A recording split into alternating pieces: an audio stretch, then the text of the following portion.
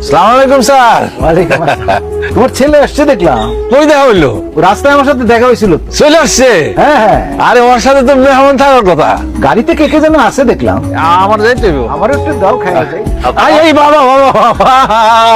আজকে আমি চা বানাই সবাই খাওয়াম। কি পাগলের মতো কথা কস? কত বড় অফিসার, তুই চা বানাবি? যা তো বাজান। কি কইতাছ আব্বা? এটা কোনো কথা হইলো? এই দোকান হইলো আমার শিখর। এই দোকান থেকে টাকা পয়সা কামায়া তুমি আমার পড়াশোনা করাইছো। এমন কত দিন গেছে আমি এই দোকানে চা বানাইছি আর দোকানে বসে পড়াশোনা করছি। শরত সরব কি হয়েছে? আবার কান্নাকাটি শুরু করছো কেন? এই যে ইয়ার বেআইনের আসার কথা ছিল, সে আসছে। আসছে। আজকে আমি সবাই চা বানায় খাওয়াবো। আমার তো তারা আছে, যাই। আসসালামু আলাইকুম। স্যার কি এখনো চিনি খান আগের মতো?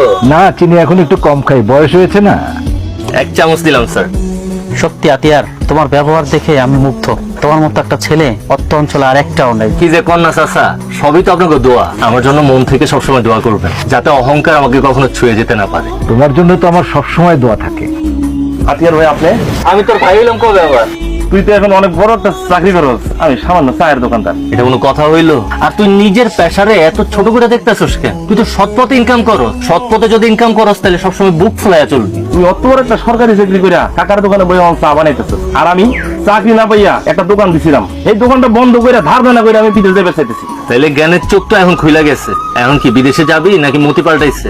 আর আমি বিদেশ যাবো না। আচ্ছা বন্ধু, দেশ সেটাকে কি করা যায়, একটা পরামর্শ দে তো। তুই তো বিদেশে যেতে গেলে অনেকগুলো টাকা পয়সা খরচ হইতো। ওই টাকা দিয়া তুই দেশের মধ্যে একটা গরুর খামার দে। গরুর খামারের ব্যবসায় ভালো লাভ। তুই যদি নিজে একটা গরুর খামার দিয়ে দেস, তাহলে তোর এখানে উল্টা মানুষের কর্মসংস্থান হইব। তোর তো কারো কাছে গিয়ে কাজ করা হইলো না। দেশে থাকলি, পরিবার পরিজনের সাথে থাকলি, সবার সাথে থাকি আর ডাল ভাত খাইলেও শান্তি। বুঝছো, তুমি বিদেশে কি করতা?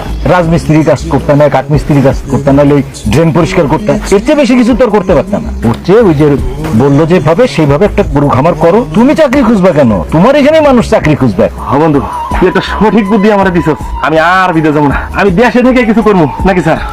আর শোন, তোর দোকানে সবসময় তুই মানুষের চা বানায় খাওয়াস। আজকে অফিসার বন্ধুর হাতে এক কাপ চা খেয়া দেখ কেমন লাগে। আমি ম্যাজিস্ট্রেট বন্ধুর হাতে চা খাইতেছি, এটা তো আমার ভাগ্য নাকি স্যার? খায়া দেখ কেমন লাগে। আচ্ছা দে।